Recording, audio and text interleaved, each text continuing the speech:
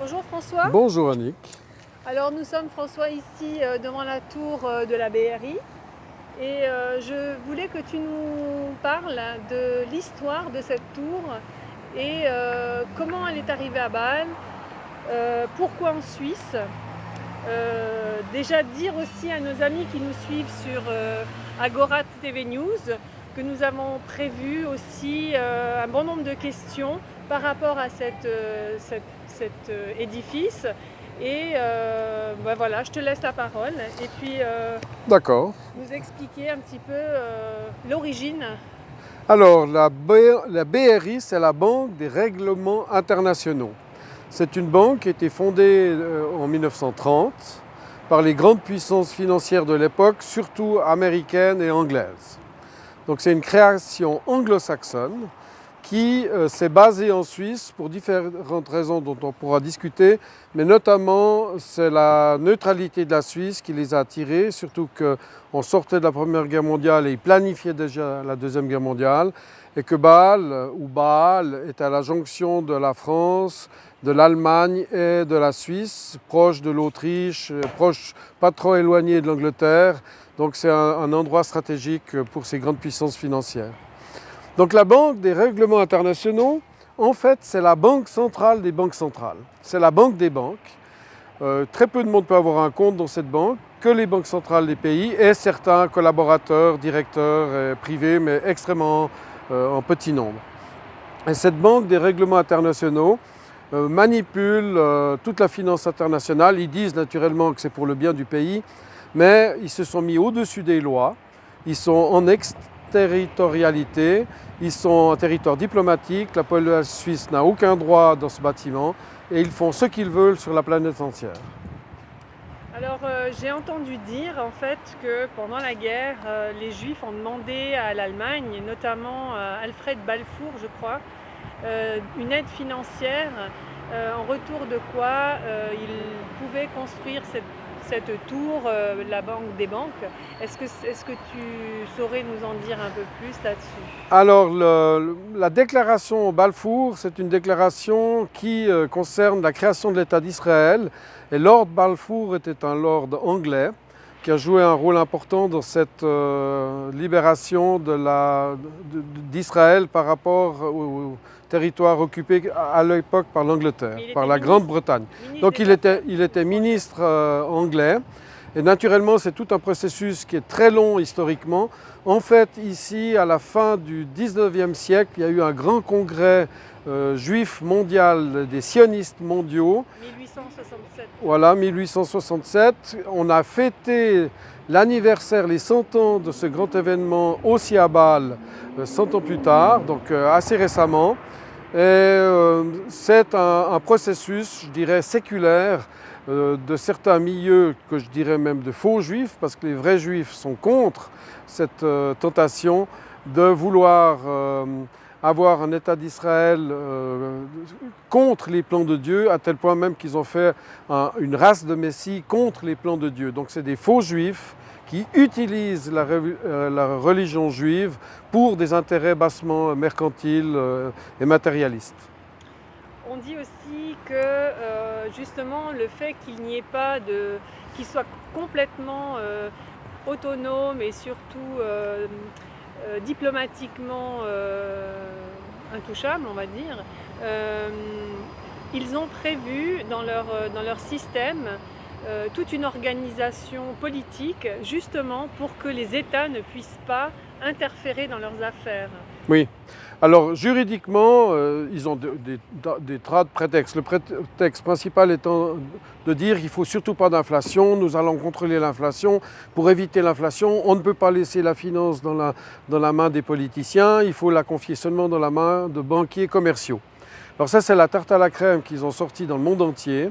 Même en Suisse, on a une nouvelle loi dans les années 2000 qui redressait, entre guillemets, dans leurs intérêts à eux, de banquiers commerciaux. Ce qu'il faut bien comprendre, c'est que les banques centrales, en fait, le public croit que les banques centrales sont au service du public pour les biens de la nation, mais pas du tout. Les banques centrales dans le monde entier, et cette banque-là, la banque centrale des banques centrales, en fait, est dans les mains de banques commerciales, d'intérêts privés, de quelques familles qui possèdent en sous-main, de manière très discrète et anonyme, la Federal Reserve Board ou la banque centrale, dite centrale des États-Unis, qui est en fait qui était une banque centrale privée. Et je crois que le président Trump a compris l'enjeu. Et actuellement, le président Trump, comme d'ailleurs Boris Johnson en Angleterre, sont en train, d'une part, de reprendre le contrôle de leur banque centrale pour le bien du peuple. Donc, ils commencent des programmes de ce qu'on appelle l'hélicoptère money, qui veut dire en fait que la monnaie doit être au service du peuple et non pas de quelques privés. Mais alors, est-ce que tu penses qu'une démocratie soit possible dans un système parlementaire comme on a partout en Europe? Est-ce que tu penses que c'est possible une démocratie dans un tel système politique? Alors, le système actuel, ce n'est pas une démocratie. Le système actuel, c'est une plutocratie. C'est-à-dire, c'est l'argent qui achète les politiciens, c'est l'argent qui achète les gouvernements. C'est la plutocratie. Plutos, c'est l'argent, le pouvoir de l'argent. Si on veut une vraie démocratie, il faut aller dans le sens premier du terme, comme les Athéniens faisaient au début. Il ne faut surtout pas des élections de gens qui sont censés nous représenter et qui nous volent, qui nous trahissent et qui nous trichent. Moi, je suis personnellement pour une vraie démocratie. La Suisse a quelque chose à montrer dans ce domaine, mais même le système suisse doit être amélioré. Notamment notre constitution fédérale, la nouvelle constitution fédérale a été achetée par les banquiers. La CIA, qui est derrière la Banque des règlements internationaux, derrière nous, parce que les mêmes milieux qui ont créé la CIA sont les mêmes milieux qui ont créé cette banque derrière nous, ces milieux-là, ils ont avoué publiquement que la CIA est intervenue dans tous les processus démocratiques du monde entier. Donc pas seulement en Iran avec Mossadegh, mais dans tous les processus démocratiques, y compris en France, notamment avec Macron, car les résultats de l'élection de Macron ont été organisés depuis Austin, au Texas, aux États-Unis, ce qui est de notoriété publique chez les initiés de la démocratie. Donc moi je suis pour un tirage au sort des personnes, comme ils ont fait en Islande. On tire au sort des pères de famille, des mères de famille, des jeunes, des vieux, de manière complètement aléatoire. Ces gens-là, en mandat politique court dans le temps, ils sont renouvelés régulièrement. Et je pense qu'avec des moyens modernes de démocratie, on peut aller, d'ailleurs il faut aller, parce que le principe essentiel de l'économie, c'est le principe de l'égalité devant la loi. Eh bien, les messieurs qui sont dans la tour, là derrière, tout en haut de cette tour, qui ressemble à la tour de Babel, c'est vraiment Babel. Ils créent la division dans le monde entier pour tirer les marrons du feu et devenir milliardaires et contrôler le monde entier par l'argent, par la plutocratie. Moi, je suis pour une vraie démocratie tirée au sort. Alors, pour revenir à ce que tu étais en train de dire, justement, que penses-tu à Londres de Boris Johnson, là, qui a justement fait sauter les verrous de cette fermeture finalement entre le peuple et les banques? Est-ce que tu penses que ça va ouvrir quelque chose de nouveau? Est-ce que c'est positif pour le peuple, pour les nations? Comment tu Alors, vois ça? Boris Johnson, je pense qu'il a frôlé la mort. Il était très malade du Covid-19, du coronavirus.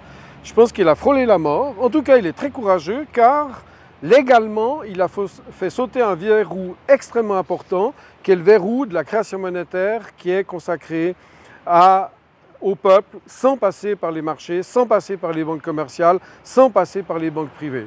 Donc en Suisse, par exemple, nous avons encore une société anonyme, Banque nationale suisse, que j'appelle à être dissoute.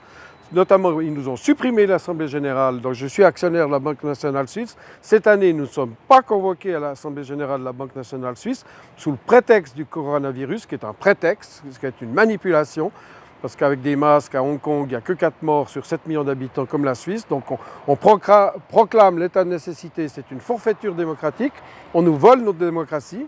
Eh bien, Boris Johnson, en Angleterre, ils ont une avance sur nous, c'est que la Banque d'Angleterre, qui était privée, qui était une création des banquiers privés, à l'issue de la Deuxième Guerre mondiale, a été privatisée, donc a été rendue publique, elle a été nationalisée.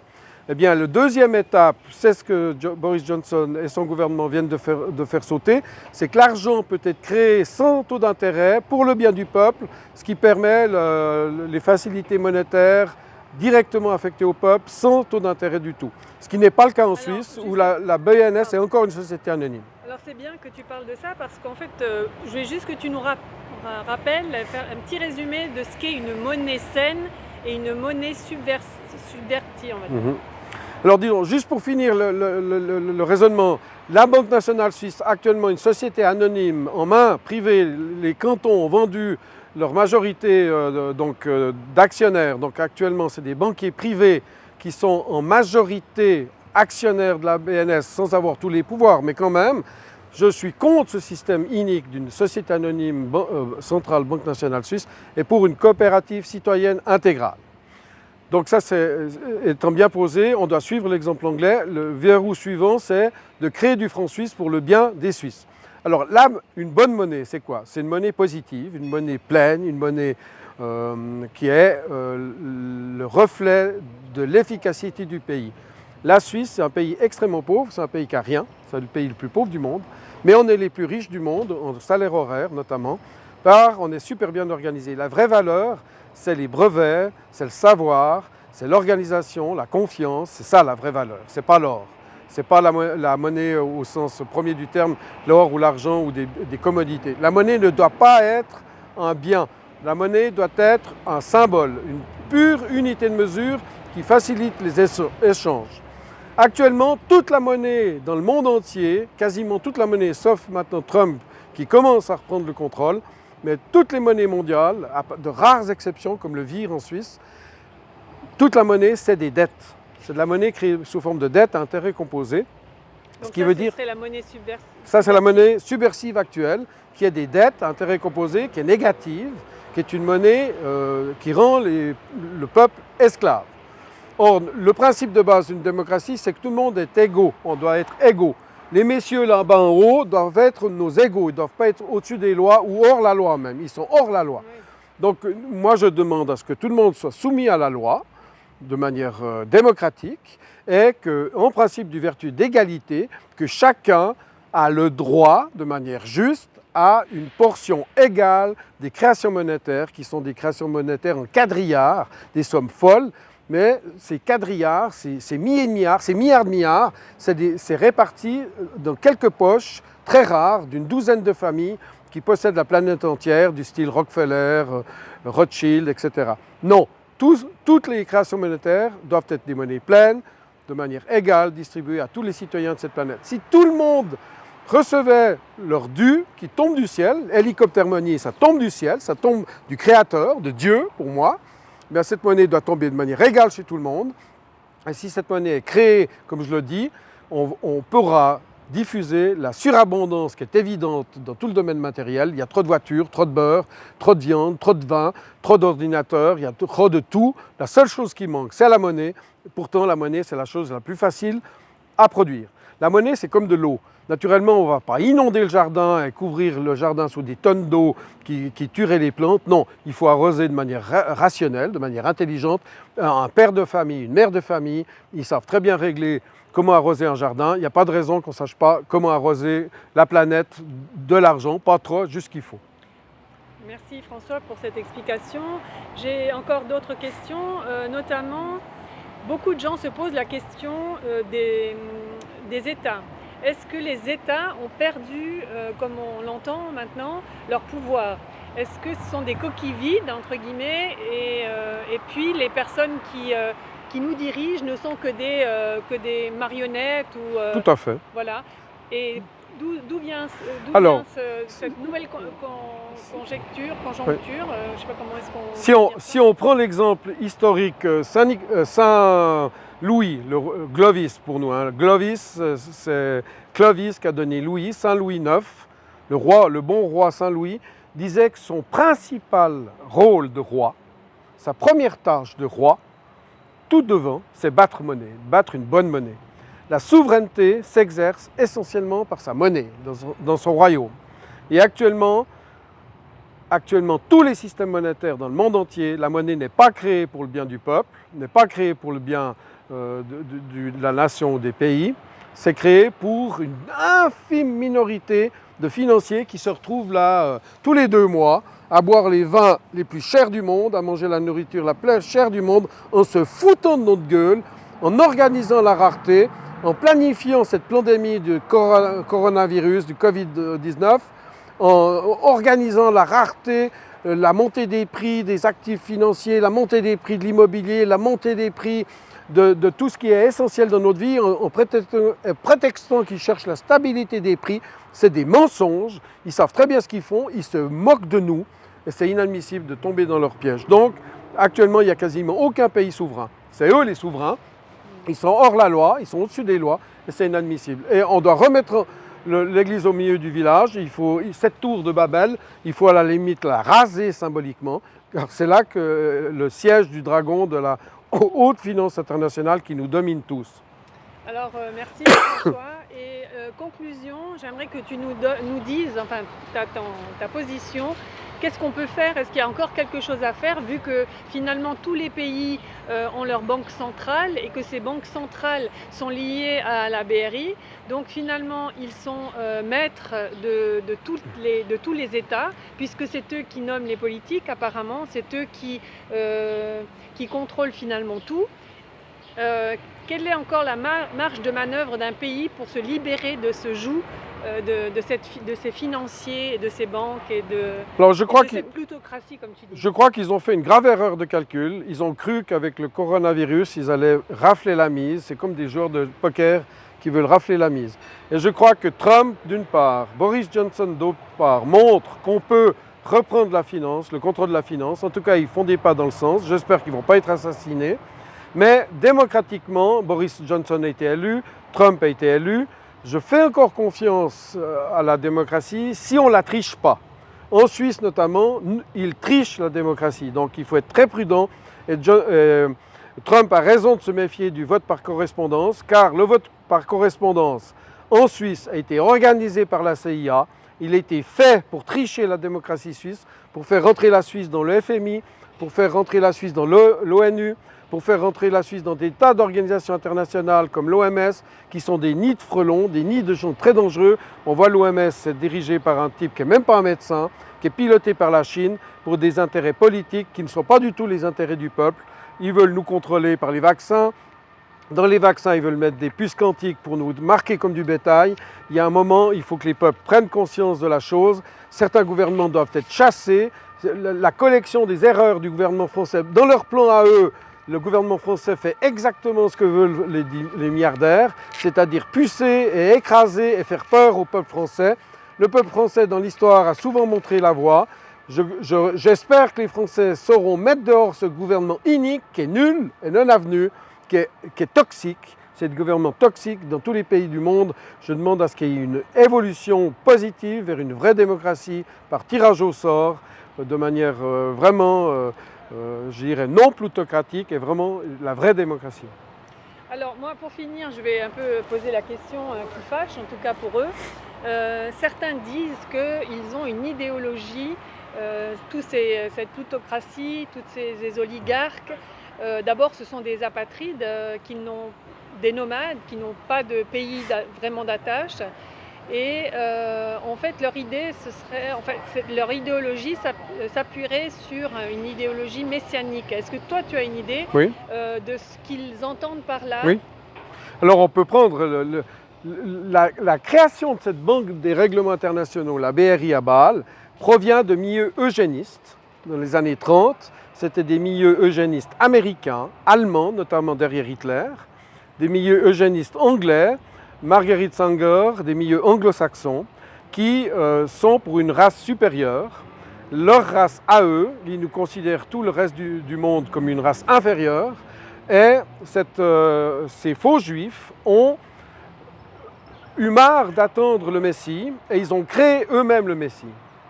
Ils ont créé ce Messie par fécondation in vitro, il y a déjà de ça plus de 40 ans. Dans des laboratoires ultra secrets. Ils ont pris les gènes de faux juifs masculins, des gènes de fausses juives féminines.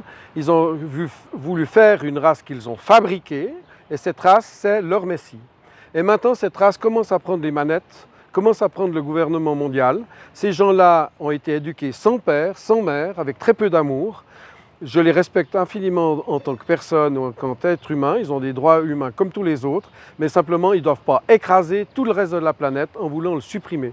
Et derrière ces milieux eugénistes, derrière ces milieux racistes, c'est du racisme du plus bas étage, il y a une philosophie qui est incarnée dans un monument aux États-Unis qui s'appelle le Georgia Guidestones, qui est inscrit dans la pierre. 500 millions d'habitants sur la Terre, pas plus. Ça veut dire qu'ils veulent liquider des milliards de personnes sur cette planète. C'est écrit dans la pierre, c'est gravé en 8 langues, les 8 langues principales d'après eux du monde. Ils ont gravé ça dans des pierres, vous pouvez aller voir sur Internet, Georgia Guidestones. Cette philosophie veut dire qu'ils veulent massacrer des milliards de personnes avec leur virus. C'est planifié. Le mari de la reine d'Angleterre, le prince Philippe, a écrit dans ses mémoires, vous pouvez trouver sur Amazon, « If I were an animal », c'est-à-dire si j'étais un animal, il écrit dans la préface qu'il rêve de se réincarner dans un virus mortel qui tuerait la majorité de la population mondiale. Et son fils, semble-t-il, le prince Charles, serait malade du coronavirus, il pourrait mourir du virus en question. Heureusement, ce n'est pas le prince Philippe, puisqu'il n'est pas encore mort, donc pas, d'après sa philosophie, auquel je ne crois pas, il n'est pas réincarné, mais toujours est-il qu'il a voulu ceci. C'est quand même atroce, vous pouvez vérifier ce que je vous dis est la vérité. Il a écrit un livre et en plus de ça, il se trompe complètement scientifiquement. Il a dit « if I were an animal », or un virus n'est pas un animal. Donc en plus de ça, scientifiquement, il se trompe complètement. Alors bon, François, on va terminer sur une dernière question. Je sais que tu es catholique, pratiquant. Qu'est-ce que tu penses de cet état dans le monde aujourd'hui, de ce qu'on est en train de vivre? Ça ne nous rappelle pas un peu l'Apocalypse de Saint Jean? Oui. L'époque du dévoilement. Est-ce qu'on n'est pas en train de vivre ce que Saint Jean était en train d'essayer de nous expliquer dans ses visions, les puissances du mal, etc., etc. En tout cas, le prophète Saint Jean, il y a presque 2000 ans, a écrit qu'à la fin des temps, il y aurait le signe de la bête, soit dans la main, soit dans le front. Et j'ai travaillé chez IBM, j'étais un collaborateur d'IBM, et de manière interne chez IBM, les ingénieurs avaient détecté que les 2 endroits les meilleurs pour placer la puce, c'était dans le front ou dans la main pour de multiples raisons. Et actuellement, les puces quantiques qu'on veut nous implanter pour nous marquer comme des animaux sont prévues pour être mises dans la main ou dans le front. Il y a des multiples raisons, peut-être même kabbalistiques ou ésotériques derrière ceci, parce que ces gens-là croient à la Kabbale, qui est aussi un non-sens pur et simple. C'est le diable qui singe Dieu. Et Dieu, pour moi, catholique, c'est une trinité. Le diable ne peut pas être une trinité, il est l'unique. Quand vous voyez quelque chose d'unique, de centralisé, de complètement dément, c'est derrière le diable. Et derrière, ils tiennent le monde entier dans les griffes de la pédocriminalité. Et nous avons découvert, grâce notamment à Yann Lopez ou à Michel, qu'il y a une pédocriminalité infernale qu'ils tiennent par le chantage des gens qui se croient pédocriminels mais qui ne le sont peut-être pas car ils ont été hypnotisés et manipulés et pris en photo, même en film, dans des positions scabreuses. Mais beaucoup de l'affaire Epstein, l'affaire Weinstein, nombreuses affaires démontrent que ces milieux de services secrets ou services d'intérêt obscurs manipulent les gens par du chantage, par de la pédocriminalité, où on manipule des enfants, des jeunes filles, des jeunes garçons, même des bébés, pour des buts dégueulasses, à vomir. C'est à vomir. Bon, écoute François, merci beaucoup. On a appris beaucoup sur cette BRI, cette tour qui ressemble effectivement à la tour de Babel. Hein. On fera des prises de vue pour mieux montrer à nos amis. Alors on dit au revoir à tous nos amis qui nous suivent sur Agora TV News et puis à bientôt. J'aimerais dire encore une chose importante, priez pour ces gens. La plupart de ces gens, ils ont besoin de prière. Priez pour eux, ce sont des personnes humaines qui ont les droits humains et je demande à ce qu'on prie pour eux car il faut qu'ils finissent au ciel et pas en enfer. Merci de vos prières et bonne journée.